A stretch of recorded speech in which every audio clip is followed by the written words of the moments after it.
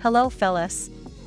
Welcome back to Top 5 Choices. This is Haley from Top 5 Choices, and I hope you all are doing good. In today's video, I am going to do a detailed review and pick the top 5 best Xiaomi phones, 2022. After doing proper researches, we came to the conclusion that meets the best in terms of overall. Kindly leave a like if you find this helpful, and I'd appreciate if you subscribe to my channel and turn on post notifications if you haven't. We will be also providing affiliates link to purchase from Amazon.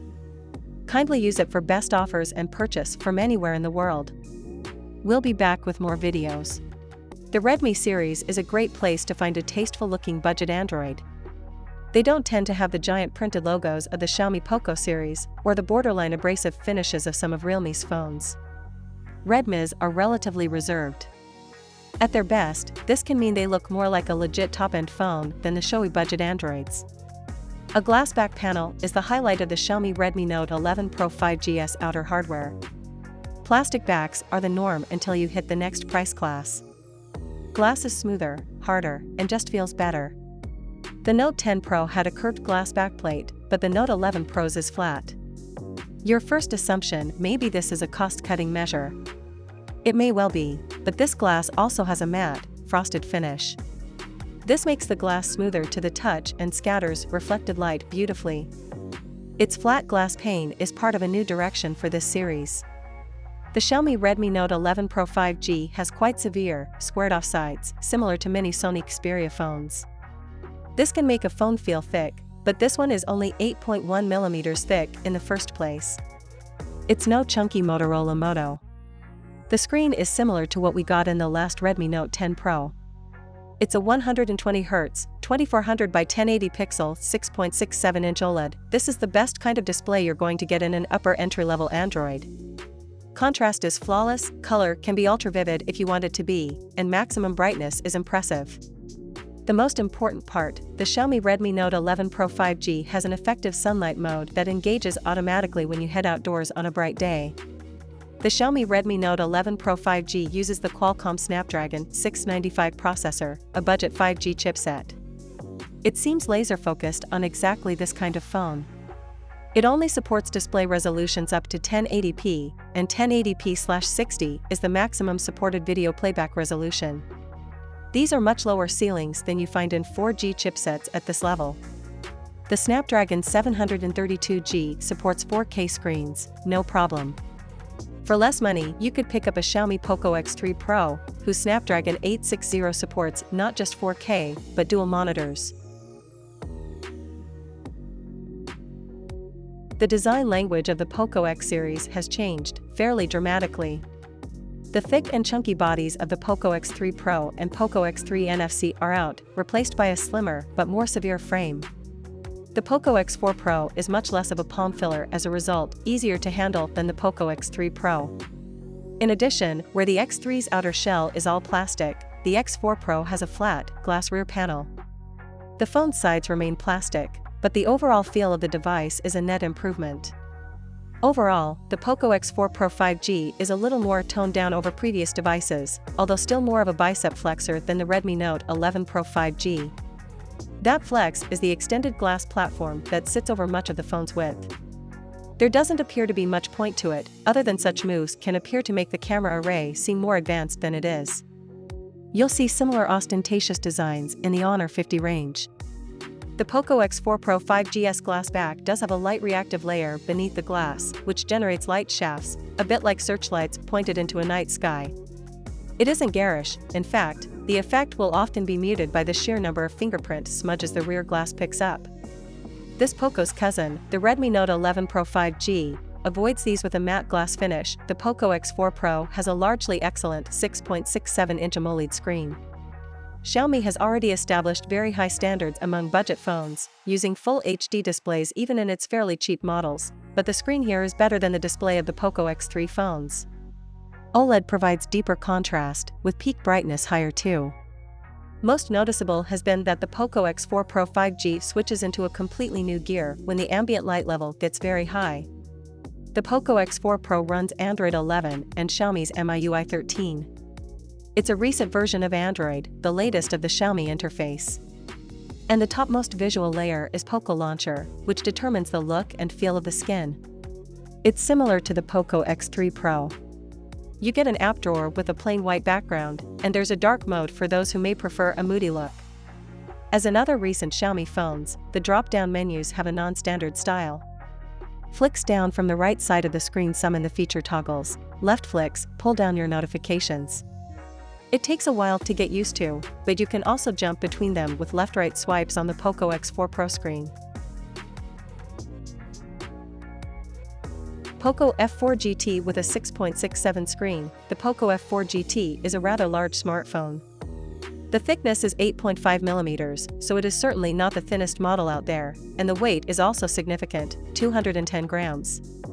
In short, it is a large smartphone, certainly not easy to use with one hand. The finish is at least not slippery, which helps if you want to use it without a case. Poco did a nice job of reducing the bezels around the screen, and the AMOLED panel is pretty much the absolute star, apart from the small hole for the front camera. All around we have a flat edge, which we're glad to see and hope to see more from smartphones. We did notice the lack of a flush transition between the glass and metal on the sides of the phone. It isn't a deal breaker, but maybe something Poco can take note of for next time. Looking at the metal frame, you notice that the plastic breaks are different compared to most other smartphones. There are in fact more gray dashes, and in different positions. This is because Poco has designed the F4 GT for gaming, so to be used horizontally. And to ensure that reception is always ideal, they have also added antennas. That being said, we can't say we've noticed any major differences during our review of the device. Poco F4 GT also has an audio system with 4 speakers, 2 tweeters and 2 woofers, organized in 2 groups. The maximum volume is very loud, the sound is clean, and the audio spectrum is relatively wide for a phone. Indeed, sometimes it is even too high, and if you forget to lower it, the notifications will certainly annoy the people around. Overall, the Poco F4 GT offers a better audio experience than most other smartphones. Below is the USB-C connector, while on the left you can see the drawer for the SIM and an extra microphone. The latter is also a detail designed for gaming, and which facilitates voice chats or normal hands-free calls when holding the smartphone horizontally. Speaking of the SIM drawer, Poco F4 GT is a dual SIM smartphone with DSDA mode, i.e. Dual SIM, dual active. It means that both SIMs are always active, so it will be possible to talk and navigate with both, or with the one that interests us at any time, without worries or complex steps. The Poco F4 GT has no 3.5mm jack socket, nor are there any headphones in the box. However, there is a USB-C to 3.5mm adapter, which isn't a bad solution for those who want to continue using their wired headphones. The Xiaomi 11T Pro isn't the most visually distinct smartphone in the world, but that's the company's T line for you. It's a big phone, maybe too big for some people to comfortably use, as it was a stretch for us, and we've got fairly average-sized mitts, but that's because you've got so much screen space. On the right edge of the phone is a fingerprint scanner, which was just within reach for us, but might be a struggle for some to hit. It's an impressively responsive scanner, and we never had trouble unlocking our phone just with a tap of our thumb. In fact, we sometimes found the sensor a little too sensitive when we were holding the device in our hand while walking or on a run. Even a slight brush of our thumb over the scanner would unlock the phone, meaning that we often unlocked the device when we didn't want to.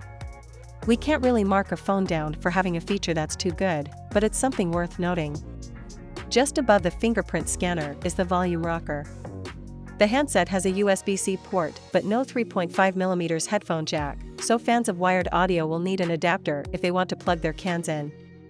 A nice improvement over the Mi 10T Pro here is the camera bump on the back, which stuck out like a mountain range on the 2020 phone, but on the 11T Pro is much less imposing. The rear of the phone isn't without its issues though, as it's a fingerprint magnet. Holding and using the device for any length of time will turn the smooth plastic, which comes in a choice of white, blue, or gray, into a patchwork of smudges and marks. On paper, the Xiaomi 11T Pro screen is arguably one of its biggest downgrades from the Mi 11. That's not to say it's bad, but the Mi 11's display was one of its key selling points, whereas it seems that Xiaomi is focusing on cameras for the 11T Pro. The screen here is absolutely fit for purpose, though. It's a 6.67-inch AMOLED panel, which is a little smaller than the 6.81-inch display on the Mi 11. But unlike on that phone, the 11T Pro screen doesn't curve at the edges, and the punch hole for the front-facing camera is at the top center of the screen, rather than the top left. The resolution is 2400 x 1080, which is the standard for most phones at any price, though the Mi 11 phones hit 3200 by 1440. The Xiaomi 12 is one of the most compact phones we've seen from the company. We're using compact in the 2022 sense of the word, which is still quite big given how quickly the average size of smartphones is jumping up, with dimensions of 152.7 by 69.9 by 8.1 millimeters, and a weight of 180 g. This phone isn't going to stretch your palm or give your wrist a workout. We found it easy to get our digits around it and touch the power button and volume rocker on the right edge, helping that lovely hand feel, are two important factors.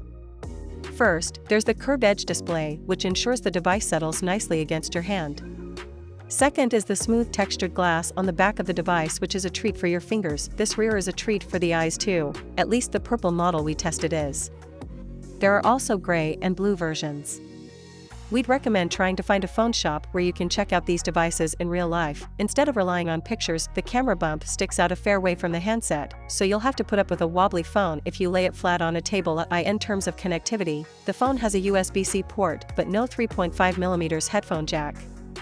There's also an IR blaster, which lets you use the phone as a remote for your TV or smart home features, but this requires compatible devices. With a diagonal diameter of 6.28 inches, the Xiaomi 12 screen is a lot smaller than we're used to for the company. The resolution is FHD+, or 1080 by 2400. This is standard for the vast majority of Android phones. Only super premium or super budget handsets have resolutions above or below this, though it's worth pointing out that both the Mi 11 and 12 Pro beat it. It's an AMOLED panel, so colors look vibrant and there's impressive contrast.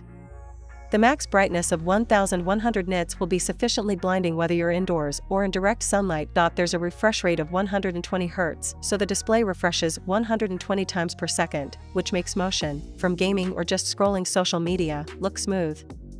Xiaomi also boasts that the display supports 68 billion colors, with Dolby Vision and HDR10+ support, but you're probably not going to notice these features if you're just streaming a 90s sitcom over shaky 4G.